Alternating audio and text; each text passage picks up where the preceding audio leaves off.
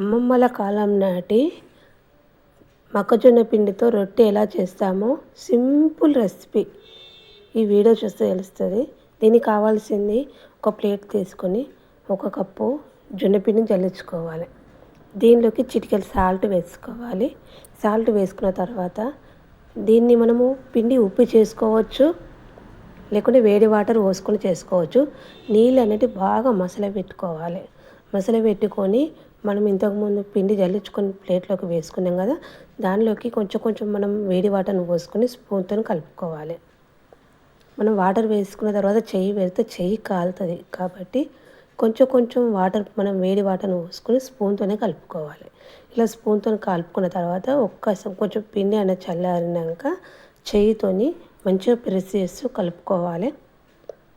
దీనికి మనం ఎలాంటి ఆయిల్ అనేది వాడడం లేదు. చాలా హెల్త్కు చాలా మంచిది. చాలా సింపుల్గా చేసే ప్రాసెస్. ఇది చేయరాని వాళ్ళు కూడా చాలా సింపుల్గా చేసుకోవచ్చు. ఇట్లా పిండి ముద్దలాగా కలుపుకోవాలి. కొంచెం వాటర్ వస్తూ పిండి ముద్దలాగా కలుపుకొని ప్రెస్ చేస్తూ పిండిని బాగా కలుపుకోవాలి.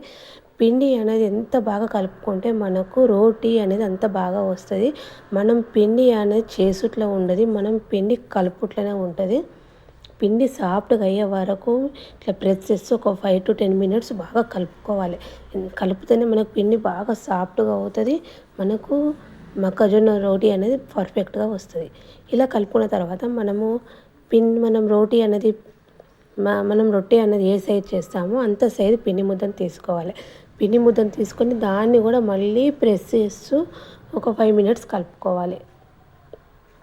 ఇలా మెత్తగా అయినాక మనం ఎంత పిండి రొట్టె చేస్తామో ఆ సైజు మళ్ళీ పక్కపండి పెట్టుకొని పెద్ద పిండి ముద్దను పక్కపండి పెట్టుకొని మళ్ళీ ఒక 5 minutes మంచిగా మెత్తగా అయ్యే వరకు కలుపుకోవాలి.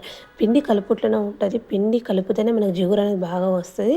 ఇలా వేడి నీళ్ళు పోసుకొని చేసుకోవచ్చు, లేకుంటే పిండి ఉప్పుకొని చేసుకోవచ్చు. 2 విధాలుగా చేసుకోవచ్చు. నేనైతే సింపుల్గా చెప్తున్నా.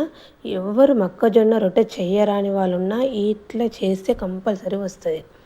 ఇలా ముద్దలాగా చేసుకొని చపాతీ పీట తీసుకొని ఇట్లా మనం పిండి ముద్దలని రౌండ్గా చేసుకొని కొంచెం పొడి పిండిని చల్లుకోవాలి. పొడి పిండిని చల్లుకొని మనం చపాతీ కర్ర ఉంటుంది కదా, మనం చపాతీ చేసే కోలతోని మనం దీన్ని తాల్చుకోవాలి. మనము చేతిని ఒత్తుతలేము, చపాతీ కోలతోనే తాల్చుతున్నాము. ఇలా తాల్చిన తర్వాత మనకు చుట్టూ పగులు వస్తున్నాయి, మంచిగా కనబడదు కాబట్టి ఒక బాక్స్ అనేది తీసుకొని బోర్లించుకొని ఇట్లా రౌండ్గా కట్ చేసుకోవాలి, చుట్టూ తీసేసుకోవాలి. తర్వాత పొడి పిండిని చల్లుకుంటూ మనకి ఎంత సన్నగా అయితే అంత తాల్చుకోవాలి. ఇది అంటుకోవడము చేయడం అస్సలు ఉండదు. ఈ విధంగా చేస్తే మీరు ఎంత సన్నగా అంటే అంత సన్నగా, మనం చపాతీ కన్నా మన పానీపూరి లాగా కూడా సన్నగా తాల్చుకోవచ్చు. ఒక్కటి తినేటోళ్ళు 4 తింటారు ఇలా చేస్తే. తర్వాత స్టవ్ ఆన్ చేసుకొని చపాతీ పెనం పెట్టుకున్న తర్వాత మనం తయారు చేసుకున్న రోటీని వేసుకొని దానిపైన కొంచెం వాటర్ అద్దుకోవాలి.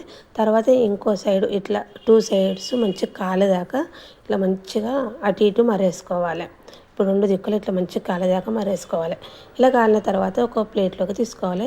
ఇది ఆనియన్స్ కర్రీతో తిన్న గ్రేవీ, మనం పన్నీర్ గ్రేవీ దేంతో తిన్నా చాలా బాగుంటుంది. ఈ విధంగా ఒకసారి మీరు ఈ రెసిపీని ట్రై చేసి చూడండి. చేస్తారు.